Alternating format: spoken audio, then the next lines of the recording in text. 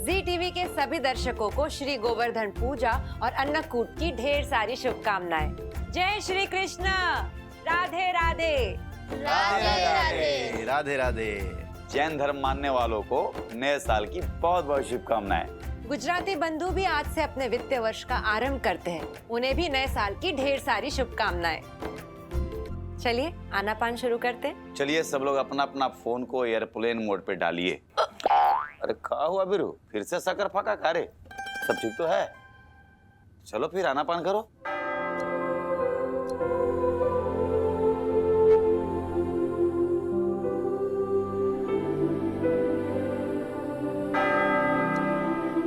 भवतु सब मंगलम। साधु साधु साधु। तो आज सबसे पहले कौन बताएगा अपने बीते हुए दिन के बारे में? नहीं नहीं दीदी, वीरू की तरफ तो देखिएगा ही मत आज। अरे ऐसा क्यों कह रहे हो मैंडे? आज वीरू पाणी जी कुछ नहीं बोल पाएंगे। अरे ऐसा हो ही नहीं सकता मैंडी। हाँ, मैंडी एकदम ठीक कह रही है भैया। अरे कब से बात हो रही वीरू पर, वीरू बोले नहीं रहे होगा। हवा भरा का जब दबार बोम बोम बोम। क्या बात है मैंडी? कुछ खास नहीं है, अब है वही रोज की बात। रोज हमारे वीरू भैया इतना बोलते हैं, आज काहे नहीं बोलेंगे? आज भी बोलेंगे खूब। बोलना तो चाह रहा है बेचारा वीरू, पर बोल नहीं पा रहा है। अरे ऐसी क्या बात हो गई भाई? वीरू बेटा बोलो बोलो, क्या हुआ? कुछ हुआ का? जीजू कृपया हमारे योयो वीरू पाणी जी पे अत्याचार मत कीजिए। वो क्या है ना, आज अन्नकूट था ना। अन्नकूट? अन्नकूट पर वीरू ने कोई मौन व्रत लिया है क्या? भोग व्रत। आज अपने योयो वीरू पाणी जी ने भोग व्रत लिया है। अपने 56 भोग बनाए थे, तो अपने योयो वीरू पाणी जी महाबली भीम की तरह ऐसे खाने पर टूट पड़े। अच्छा अच्छा अच्छा अच्छा। और हमने तो गिने भी थे, 8-8 बेर, 4-4 बेर, 2-2 बेर, 1-1 अनेक बेर। पता नहीं वीरू पाणी जी ने कितनी पुड़िया खा डाली महादेव। ए मंडे 8 अठैया 64। वीरू हमारा 35-40 तक दबा सकता है। अरे जीजू पुड़िया तो हमने नहीं गिनी, पर 10 कटोरी खीर तो हमने खुद ही वीरू को दे दी थी। और जैसे कि हम जानते हैं कि खाना पीना तो वीरू पाणी जी के बचपन से ही कमजोरी है। अरे ये बात तो सही कह रही है मैडी, थोड़ा खाने पीने। अच्छा ठीक है, विजय जी आपसे ही शुरू करते हैं। हमारा दिन साक्षी जी, आज पूर्णिमा था ना, तो मार्केट बंद था और आपके हाथों का बना हुआ 56 भोग खा करके एकदम मजा आ गया। भाभी आज का हमारा दिन तो बहुत ही अच्छा था। और खाना खाने के बाद ना हम अपने पूड़ी वाले वीरू भैया को बोले, वीरू भैया चलो बाहर चले क्रिकेट खेलते हैं। लेकिन ये तो टस के मस्त नहीं हुए, हिले नहीं भाभी, इसलिए हम भी फुल डट के आराम किए। तुम हिलने की बात कर रहे हो ना, पता है खाना खाने के बाद क्या हुआ? क्या हुआ मैडी? पहले वीरू पाणी जी ने खाना खाया और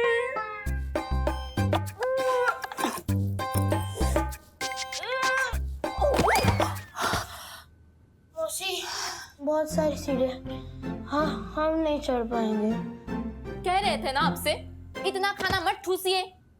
10 कटोरी खीर चापी है तुमने वीरू।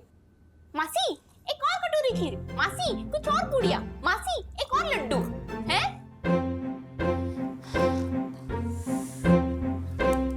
ओ महाबली भीम, उठो वीरू, चलो लेट्स गो। मासी कर देगी।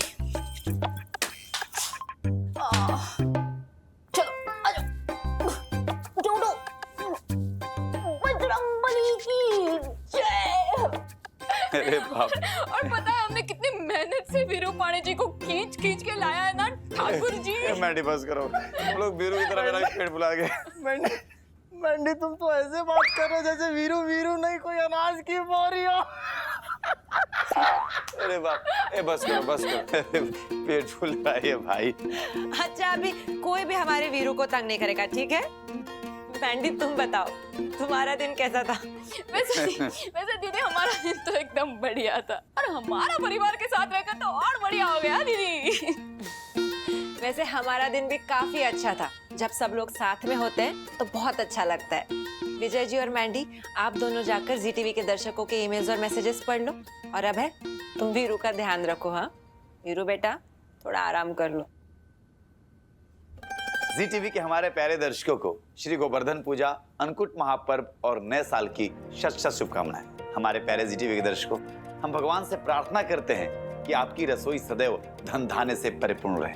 प्रिय दर्शकों, अब समय हो गया है कि हम आपके भेजे हुए मेल और मैसेज को पढ़ें। तो चलिए देखते हैं सबसे पहले वो कौन सज्जन है जिन्होंने हमारा परिवार को मेल और मैसेज किया है। आज का पहला ईमेल हमें भेजा है हैदराबाद तेलंगाना से फातिमा जाला जी ने। हेलो फातिमा जी। फातिमा जी, आपने लिखा है जागृति के ऊपर इतनी निगेटिविटी मत दिखाइए। वो बच्ची है अभी, किसी भी ट्रैक के लिए उसकी क्यूटनेस को बिल्कुल कम न कीजिए। जिस तरह जागृति हर प्रॉब्लम को सामना करके उसका सॉल्यूशन निकालती है, उस पर गौर कीजिए। फातिमा जी, आपकी शिकायत हमको भी बहुत जायज लग रही है। बच्चों के भोलेपन से बड़ी कोई कहानी हो ही नहीं सकती। आपको जागृति के भोलेपन प्रभावित किए, ये सुनकर के हमको भी बहुत अच्छा लगा। और आपकी तरह हमको भी अब जागृति पर निगेटिविटी जो है ना, पसंद नहीं आ रहा है। शिकायत भेजने के लिए आपका बहुत बहुत शुक्रिया। बहुत बहुत शुक्रिया। तो अगला मेल पढ़े? अरे बिल्कुल मैंडी, पढ़ो। अगला ईमेल हमें भेजा है नई दिल्ली से जामुन नायल जी ने। तो नायल जी, आप कहती हैं हमारा परिवार सबसे बेस्ट शो है। हमारा परिवार में जो कहानियाँ सुनाई जाती हैं, उससे काफी ज्यादा प्रेरणा मिलती है। तो थैंक यू सो मच हमें प्यारी सी, अच्छी सी, मोटिवेट करने वाली स्टोरी सुनाने के लिए। नायल जी, आपकी प्रशंसा जो है हमारा परिवार के सभी सदस्यों को प्रसन्न करने वाली है। तो आप इसी प्रकार हमारा परिवार और जी टीवी के सभी अन्य शोज के साथ जुड़े रहिए और भेजते रहिए अपने सुझाव और शिकायतें हमारा परिवार के ईमेल अथवा व्हाट्सएप पर, जिससे हम और आप मिलकर जी टीवी को देश का सबसे सफल चैनल बना पाए। Thank you so much Nayal ji. अगला मैसेज हमें भेजा है कानपुर उत्तर प्रदेश से सृष्टि दुबे जी ने। क्या बात है। सृष्टि जी, आपने लिखा है मैं और मेरी मम्मी पिछले 12 सालों से जी टीवी देख रहे हैं। जी टीवी के 2 शो हमें बहुत पसंद थे, योद्धा अकबर और रामायण। हमारा आपसे निवेदन है कि इन्हें एक बार फिर दिखाने की व्यवस्था करें। आपने कहा कि आप जी टीवी के पुराने शो देखना चाहते हैं, तो भैया पुराने शो ही क्यों, जी टीवी के सारे शो आपको देखने को मिल जाएगा। जी टीवी ने अपना एक प्यारा सा ऐप लॉन्च किया है, जी5। आप वहां पर जाइए, शो का नाम टाइप कीजिए, वो शो जो है फटाफट आपको अवेलेबल हो जाएगा। ठीक है जी, समझ गया ना? नमस्कार। तो अगला ईमेल हमें भेजा है मुंबई महाराष्ट्र से मोनिका शाह जी ने। हेलो मोनिका जी, आपने लिखा है जी टीवी प्लीज अपने शो की कहानी को ड्रैग करना बंद कर दो। आप हर प्लॉट को बहुत ज्यादा खींचते हो। ये मेरी शिकायत थी, अब सराहना भी सुन लो। हमारा परिवार शो को देखकर लगता है कि वास्तव में हम भी जी टीवी का शो हमारा परिवार का हिस्सा है। फिर मोनिका जी, आपके शिकायत से ये स्पष्ट नहीं हो पा रहा कि आप किस पर्टिकुलर शो की बात कर रहे हैं। मतलब किस शो को लेकर आपको ऐसा लगता है कि उसकी कहानी जो है बहुत ज्यादा ड्रैग हो रही है, खींची जा रही है। तो प्लीज हमारा आपसे अनुरोध है कि उस शो का नाम जो है वो हमें बताइए, तो हम उस शो की क्रिएटिव टीम तक आपकी शिकायत जरूर पहुंचाएंगे। और अब बात रही प्रशंसा की, तो आपको हमारा परिवार पसंद आ रहा है, इसके लिए बहुत बहुत शुक्रिया। हमारा परिवार और जी टीवी को भी यही लगता है कि आप दर्शक हमारा परिवार का एक हिस्सा है और अभिन्न अंग है। तो आप इसी प्रकार अपने सुझाव और शिकायतें हमें भेजते रहिए, और हम भी यही चाहते हैं कि आपके सुझाव पर ही हम चैनल चलाएं और शोज बनाएं। Thank you so much. तो अगला मेल हमें भेजा है नवादा बिहार से मुस्कान करीम जी ने। मुस्कान जी, आपने लिखा है हमारा परिवार जी टीवी की एक बहुत अच्छी शुरुआत है, जहां दर्शकों की बात सुनी जाती है, परिवार भी बहुत प्यारा है और अच्छी कहानी सुनने को मिलती है।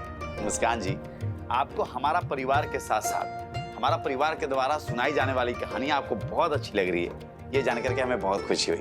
आपका बहुत बहुत शुक्रिया। आप इसी प्रकार अपने सुझाव, अपनी शिकायत, अपनी प्रशंसा हमें भेजते रहिए, तभी तो हम और आप मिलकर जी टीवी को इस देश का सर्वश्रेष्ठ चैनल बना पाएंगे। बहुत शुक्रिया आपका। तो हमारे प्रिय दर्शकों, अब आपके भेजे हुए मेल और मैसेज पढ़ने से हम विराम लेते हैं, लेकिन आपको विराम लेने की जरूरत नहीं है, क्योंकि आपका भेजा हुआ एक मेल अथवा मैसेज आपको हमारा परिवार और जी टीवी के मंच पे आने का एक दरवाजा खोल सकता है। हमारे प्रिय दर्शकों, आप हमें हर सप्ताह जो अपना मेल और मैसेज भेजते हैं, हम उन्हीं में से एक लकी ड्रॉ निकालते हैं, और जो लकी ड्रॉ के विनर होते हैं उनको हम मेहमान बनाकर हमारा परिवार के बीच यानी कि काशी बुलाते हैं। तो अगला नंबर आपका भी हो सकता है। आप भेजते रहिए हमारा परिवार को मेल और मैसेज। हम जानते हैं कि आप लोग भी हमारे वीरू की तरह अन्नकूट महापर्व और श्री गोवर्धन पूजा की कहानी सुनना चाहते हैं। तो इससे पहले हम जाकर के हमारा परिवार के बीच आपको कहानी सुनाएं, आज जी टीवी पे प्रसारित होने वाले सारे शोज की आपको जानकारी फटाफट दे देते हैं। क्या मैंडी? तो सबसे पहले देखिए शाम 7 बजे जी टीवी का एक बेहतरीन शो रब से है दुआ। भाई आपको दिखाते हैं इस शो की कुछ झलकियां। अगर इबादत सुभान को जेल जाने से रोकना चाहती तो इसे मेरी एक शर्त माननी होगी। कैसी शर्त? अगर तुम अपने और सुभान के तलाक के पेपर्स पर अभी इसी वक्त साइन करो। ये रही तलाक की अर्जी।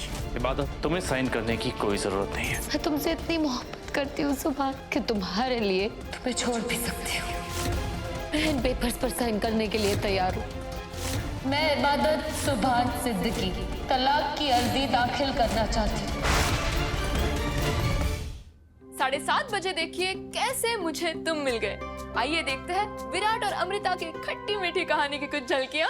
मुझे ऐसा लगता है कि जब तक ये चीजें सॉर्ट नहीं हो जाती तो मैं यहीं रहना चाहिए, निहाई के पास। सही कहा। मैं और भवानी भी यही चाहते हैं। हम दोनों नहीं चाहते कि अमू तुम्हारे साथ जाए। मुझे भी ऐसा ही लगता है। जब तक सब ठीक नहीं हो जाता बैंकर को आपके पास ही रहना चाहिए।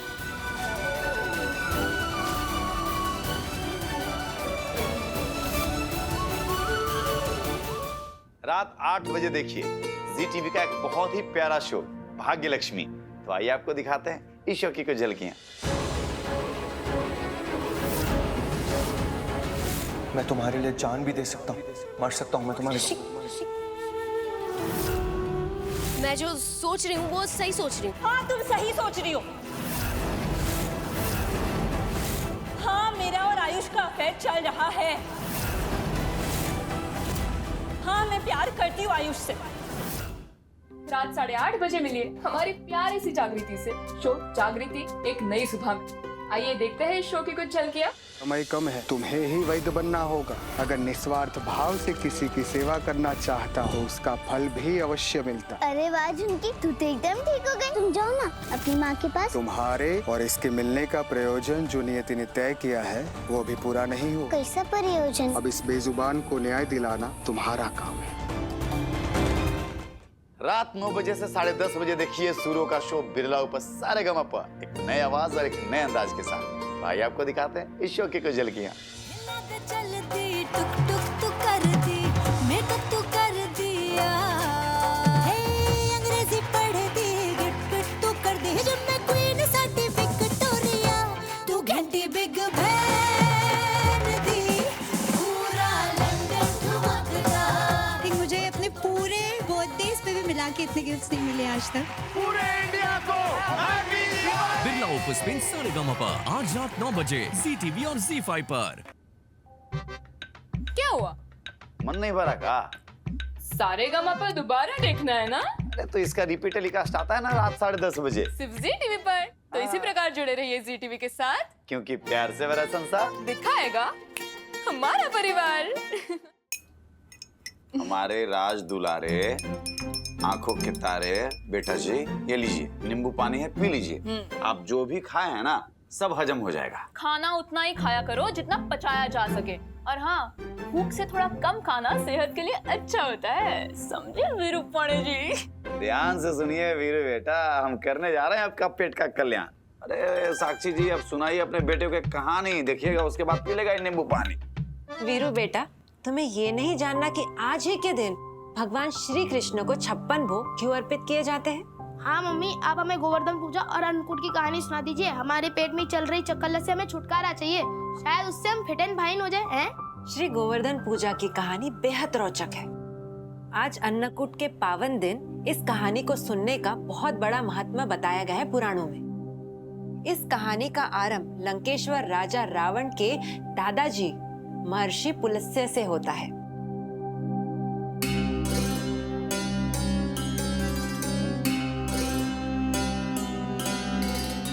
उस समय श्री गिरिराज पर्वत द्रोणाचल पर्वत का हिस्सा था। एक बार महर्षि पुलस्त्य श्री गिरिराज पर्वत की सुंदरता देखकर प्रसन्न हो गए। उन्होंने श्री गिरिराज पर्वत को द्रोणाचल पर्वत से उठाकर अपने आश्रम ले जाने का निश्चय किया।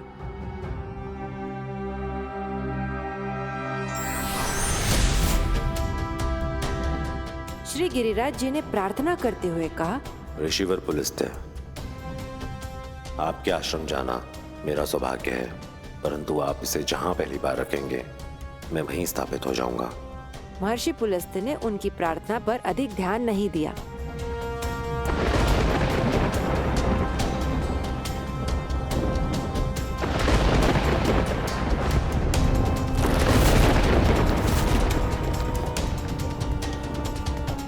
और श्री गिरिराज को लेकर चल दिए, परंतु उनका आश्रम काफी दूर था। रास्ते में सूर्यास्त का समय हो गया। महर्षि को संध्या पूजन करना था, इस कारण उन्होंने श्री गिरिराज पर्वत को ब्रिज क्षेत्र में रख दिया।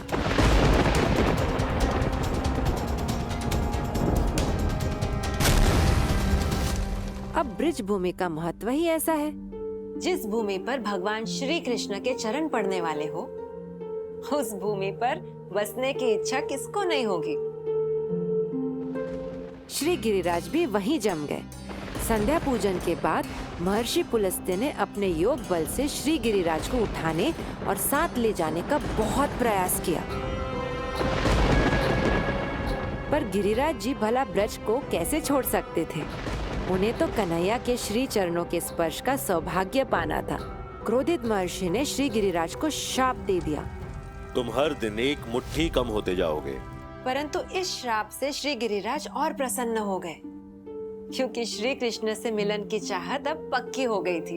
द्वापर में ब्रिज भूमि में श्री कृष्ण आए। उनके श्री चरणों का स्पर्श पाकर श्री गिरिराज जी की हर मनोकामना पूरी हो गई। श्री कृष्ण तो अंतर्यामी थे, उन्हें गिरिराज जी की भक्ति का ज्ञान था। वे गिरिराज जी को उनकी भक्ति का फल देना चाहते थे।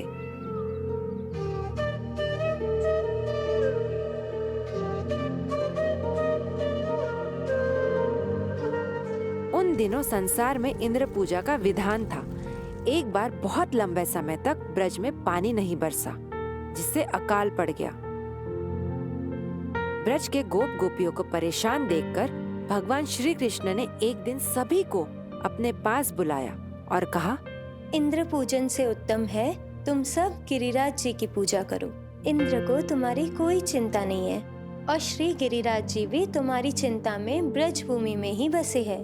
भगवान की बात मानकर ब्रजवासियों ने श्री गिरिराज जी की पूजा आरंभ कर दी। इससे देवताओं के राजा इंद्र के अहंकार को गहरी चोट लगी। उन्होंने वरुण आदि देवताओं को ब्रज बहा देने की आज्ञा दे दी।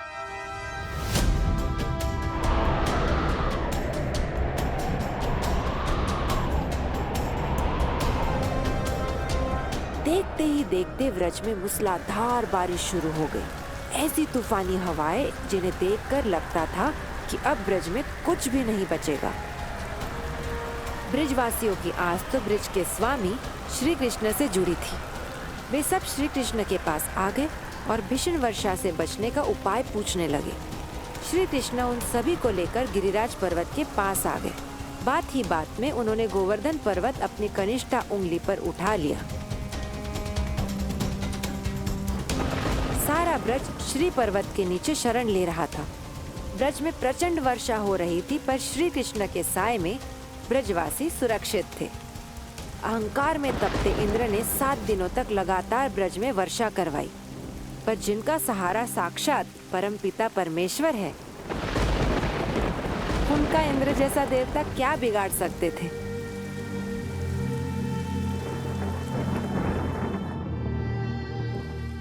इंद्र के जलकोष समाप्त हो गए, उसका अहंकार ध्वस्त हो गया। ब्रज की वर्षा बंद हो गई। तब श्री कृष्ण ने गिरिराज जी को फिर से उसी स्थान पर स्थापित कर दिया। ब्रज में तब से ही श्री गिरिराज जी की पूजा की परंपरा स्थापित हो गई।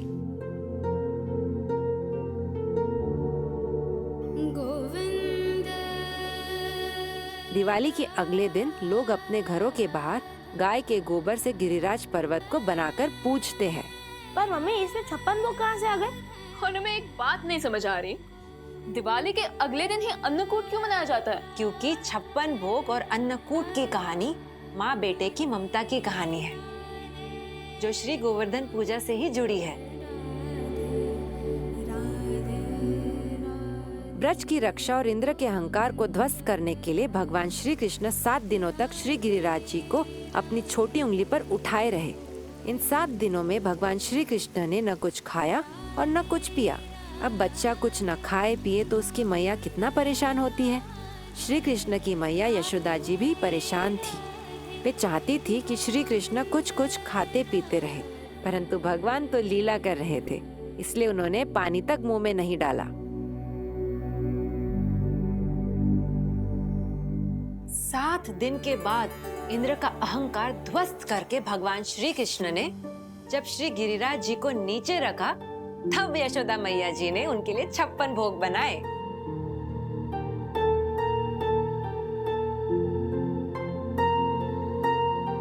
पर भाभी यशोदा मैया ने 56 भोग ही काहे बनाया भाई? वो 10, 20, 30 भोग भी तो बना सकती थी। सेम यही क्वेश्चन हमारे दिमाग में आया था। बिल्कुल बना सकती थी, लेकिन 56 की संख्या के पीछे एक अद्भुत गणित है देवर जी। तो गणित सुनाइए ना भाभी, हम भी तो सुने का है भैया गणित।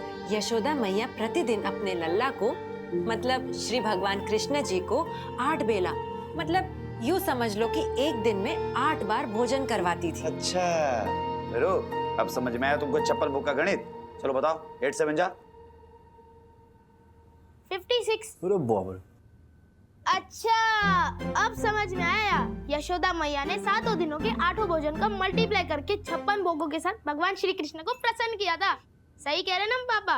अरे जियो मेरे लाल, तुमने तो कर दिया कमाल। क्या बात है वीरू। हाँ दीदी, कितनी अच्छी कहानी थी।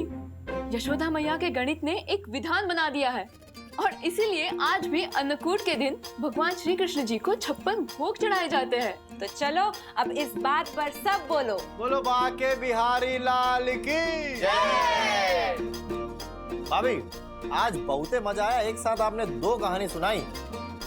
वीरू भैया, अब तुम भी 2 पूड़ी और 2 कटोरा खीर भी चेप सकते हो। चाचू कैसी बात कर रहे हैं आप हमें माफ करिए, हमें नींबू पानी पी लेते, हम ठीक हो जाते हैं। आप पूड़ियाँ खाइए। आज के लिए बस इतना ही। कल हम फिर मिलेंगे और हाँ, कल भाई दूज है, तो कल हमारा परिवार देखना मत भूलिएगा। और अपने सुझाव, सराहना, शिकायतें हमें यूं ही भेजते रहिए और जुड़े रहिए जी टीवी के साथ, क्योंकि प्यार से भरा संसार दिखाएगा हमारा परिवार।